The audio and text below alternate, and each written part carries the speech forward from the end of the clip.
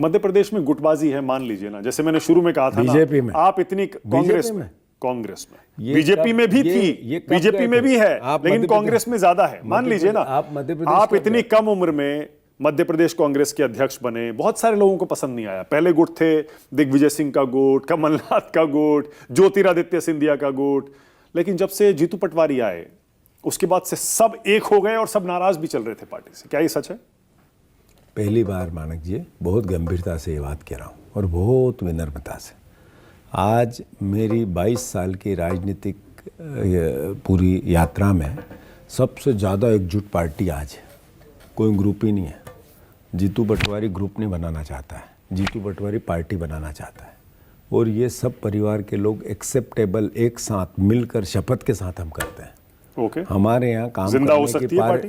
जिंदा हो सकती है। हाँ। आज तारीख लिखो, आज की तारीख याद रखो। आपका कार्यक्रम है, ठीक है। ओके, 14 जुलाई 2025 सोमवार। 1204 दिन बचे हैं, उसके बाद वहाँ कांग्रेस की सरकार बनेगी, कांग्रेस का झंडा लहराएगा।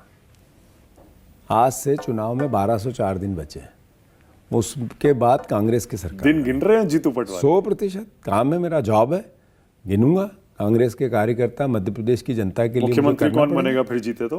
कांग्रेस का बनेगा। कौन बनेगा ये आज तय मैं और आप कैसे कर सकते हैं?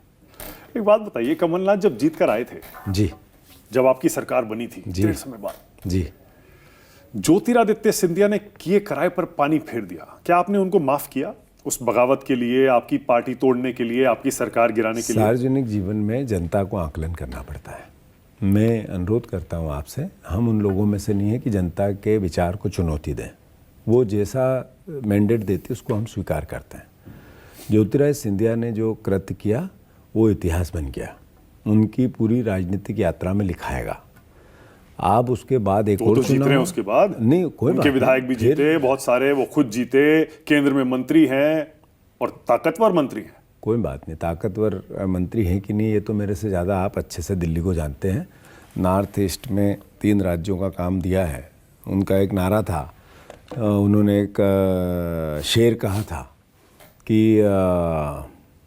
जिंदा है तो जिंदा नज़र आना ज़रूरी है, एक उसकी लास्ट लाइन थी।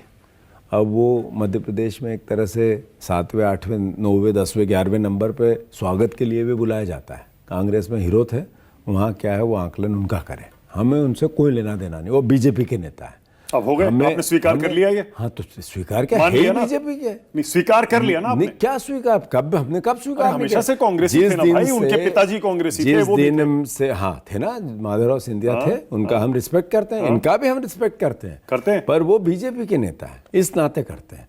हमें व्यक्तिगत किसी से दुश्मनी थोड़ी है। हमें बीजेपी के लोग हमारे व्यक्तिगत दुश्मन नहीं, हमारे राजनीतिक विरोधी है। हम विपक्ष की भूमिका निभाते हैं, उनका और हमारा उद्देश्य एक होना चाहिए कि हमें जनता के लिए काम करना है। लेकिन आपकी और उनकी जो ये लड़ाई है